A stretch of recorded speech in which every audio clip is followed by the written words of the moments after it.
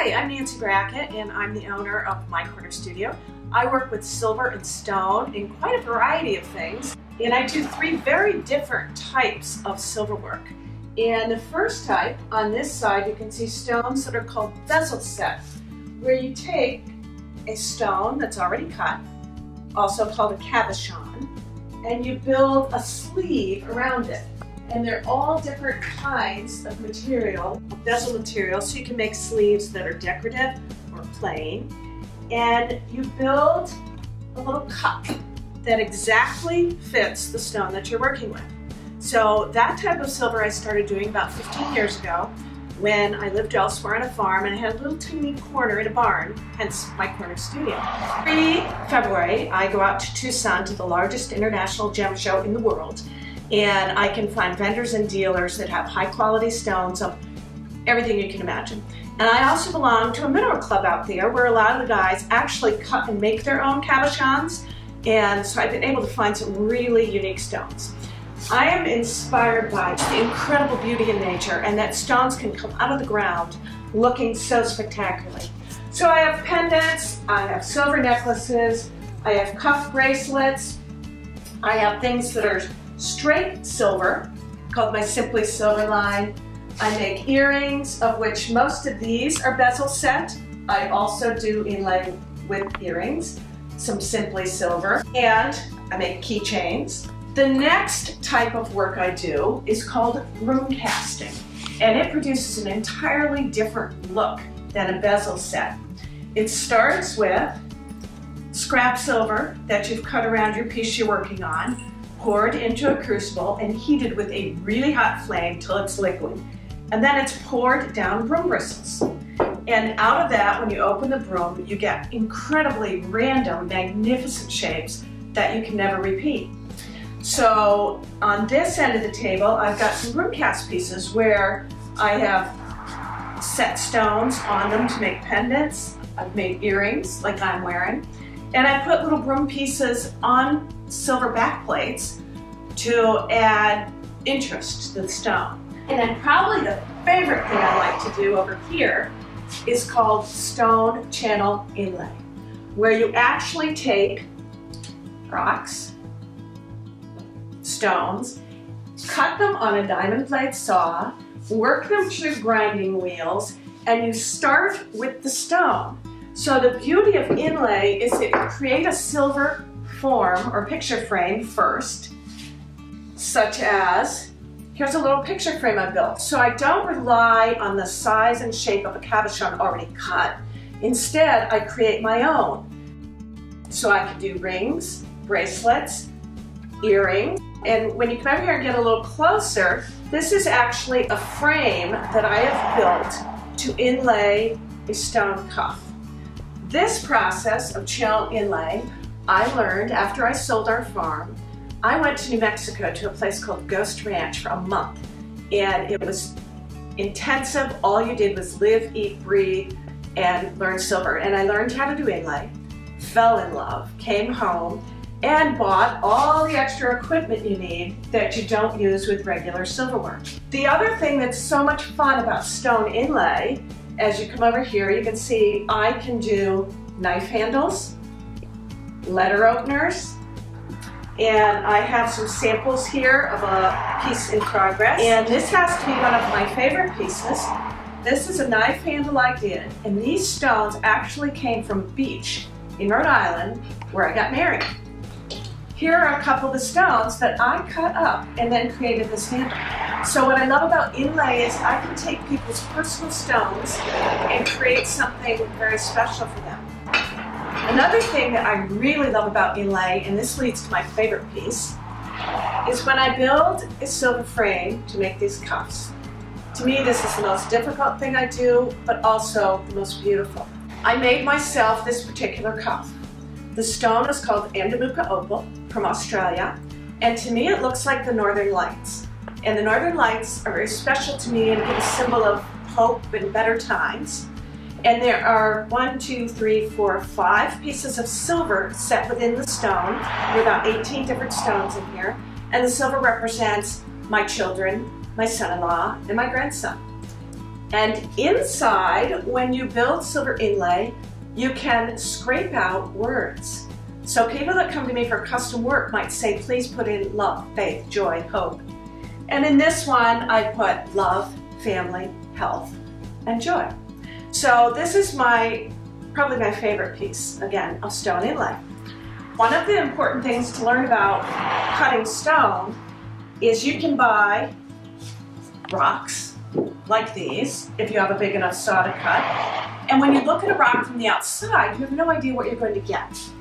For instance, this is a piece of lapis lazuli. Most of you have heard of lapis. When you look at a raw stone, it's not very exciting. When you dip it in water, it pulls out the shine and it becomes a totally different piece. And that's what you're going to get at the end of inlay. So when you're searching for slabs to work with, another one of my favorites is this Peacock Stone, bland gray. But when polished, you get these magnificent shades. So inlay to me gives so many different opportunities to be creative and to make completely different pieces. I will invite people to come and pick out their own slabs. Over here I have a whole layers of them. And design. They want a knife in certain colors. They want a letter opener.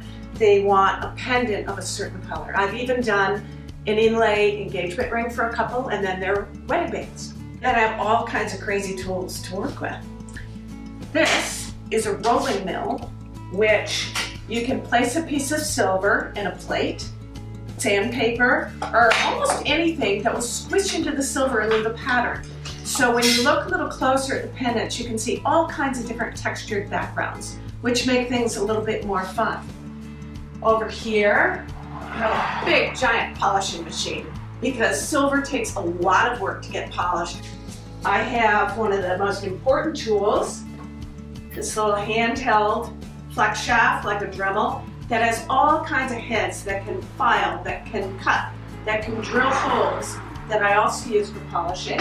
This is my soldering station where I have this big honking torch that will have a very long flame.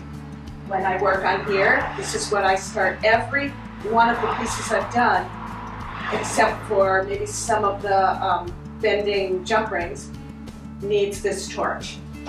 Then we move over to my inlay equipment where I have wheels that have 6 different grinding wheels where I can cut stone, shape stone. I can build my own cabochons. Remember I talked about? Here's a piece of flat rock that I got that I can create a cabochon.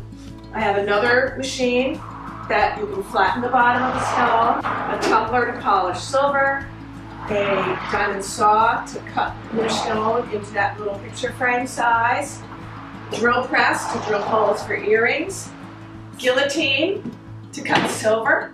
So there are so many tools that are needed to do this work, and I have collected them over the last 14 years. You have shapes for the ring mandrels, and underneath are all kinds of tools that also will help me shape. And over on this side, I also have all kinds of pliers that will help me shape things. So I've been inspired by a lot of things in this journey, and one of the first ones was my grandmother. She was an incredibly gifted silversmith 60, 70 years ago when she didn't have any of the tools that we have now. These are 2 pieces I wanted to show that she had made. This is turquoise, and to me the design is so far ahead of her time. This one was actually a brooch, and I decided to create something multi-generational, so I turned it into a cuff and built it into a cuff. And this is a piece she made, intricate little flowers and leaves that, again, this was a brooch that I turned into a cuff. She made multiple silver chains, turquoise sets, things that were just magnificent. And growing up, I always admired what she did. And then, as I mentioned before, nature inspires me. You walk outside and you see rocks. How did they come out of the ground looking like that? They're magnificent. I mentioned Ghost Ranch, where I learned to do inlay, and this is a little book that I put together. And this place is 21,000 acres in the middle of nowhere, New Mexico, the most magnificent scenery that you can imagine. These are just some of the pictures that I took out there, and you live, eat, breathe, and sleep jewelry. So Ghost Ranch was incredibly inspiring to me when the Art Center looks out over that every day. And you walk outside and the people that I met. The other thing that inspires me the last 4 years is spending part of the winter in Arizona, where I belong to a gem and mineral club where there are multiple gifted silversmiths that are all willing to share their skills and what they do, and we feed on each other's creativity. When I first started out, years and years ago, I just played with beads. I liked the color of the rocks.